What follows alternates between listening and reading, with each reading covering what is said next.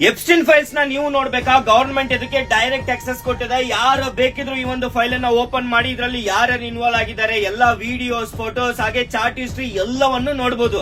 And ತುಂಬಾ ಜನ ಇದರಲ್ಲಿ ಮೋದಿ ಅವರು ಇದಾರಾ ಇಲ್ವಾ ಅಂತ ತುಂಬಾ ಕನ್ಫ್ಯೂಷನ್ ಅಲ್ಲಿ ಇದ್ದಾರ. ಇವ್ರನ್ನ ಕೇಳೋದು, ಇವ್ರ ವಿಡಿಯೋಸ್ ನ ನೋಡೋದು ಬಿಟ್ಟು ನೀವೇ ಈ ಒಂದು ಫೈಲ್ ಅನ್ನ ಓಪನ್ ಮಾಡಿ ಡೈರೆಕ್ಟ್ ಆಗಿ ಇದರಲ್ಲಿ ಯಾರ್ಯಾರು ಇದಾರೆ ಇಲ್ವಾ ಅಂತ ನೀವೇ ತಿಳ್ಕೊಳ್ಳಿ. ಹೇಗೆ ಅಂತಂದ್ರೆ ಗೂಗಲ್ ಓಪನ್ ಮಾಡಿ ಜಿಮೇಲ್ ಅಂತ ಟೈಪ್ ಮಾಡಿ ಮೊದಲ ಲಿಂಕ್ ನ ಓಪನ್ ಮಾಡಿ ಈ ರೀತಿ ಒಂದು ಪೇಜ್ ಬರುತ್ತೆ. ಲೆಫ್ಟ್ ಸೈಡ್ ಕಾರ್ನರ್ ಅಲ್ಲಿ 3 ಲೈನ್ಸ್ ಇರುತ್ತೆ. ಅದನ್ನ ಕ್ಲಿಕ್ ಮಾಡಿ ಬಿಗ್ ಶಾಟ್ ಗಳ ಹೆಸರುಗಳು ಬರ್ತವೆ. ಆಮೇಲೆ ಎಲನ್ ಮಸ್ಕ್ ಅವರ ಪೂರ್ತಿ ಚಾರ್ಟ್ ನಿಮಗೆ ಕಾಣಿಸ್ಕೊಳ್ಳುತ್ತೆ. ಆಮೇಲೆ ಕೆಳಗಡೆ ಫೋಟೋಸ್ ಕ್ಲಿಕ್ ಮಾಡಿ ಹತ್ರ 9,000ಕ್ಕಿಂತ ಜಾಸ್ತಿ ಫೋಟೋಸ್ ಸಿಗ್ತವೆ. ಇವ್ರು ಮಾಡಿರೋ ಎಲ್ಲಾ ಹಲ್ಕಾ ಕೆಲಸಗಳು ನೀವು ನೋಡಬಹುದು.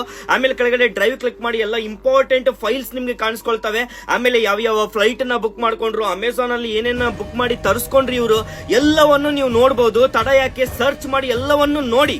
ನಾನು ಫೈಲ್ಸ್ ನ ಓಪನ್ ಮಾಡಿ ನೋಡಿದೆ, ಎಲ್ಲೂ ಕೂಡ ನನಗೆ ಮೋದಿ ಅವರು ಕಾಣಿಸ್ಕೊಂಡಿಲ್ಲ. ಸೊ ನೀವೇ ಹೇಳಿ ಸ್ನೇಹಿತರೆ, ಎಪ್ಸ್ಟೈನ್ ಫೈಲ್ಸ್ ಈ ಒಂದು ಪ್ರಕರಣಗಳಲ್ಲಿ ಮೋದಿ ಅವರು ಇರ್ತಾರಾ ಇರಲ್ವಾ? ನಿಮ್ಮ ಅನಿಸಿಕೆನ ಕಮೆಂಟ್ ಮಾಡಿ.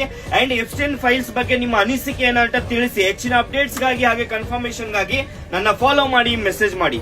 ಧನ್ಯವಾದಗಳು.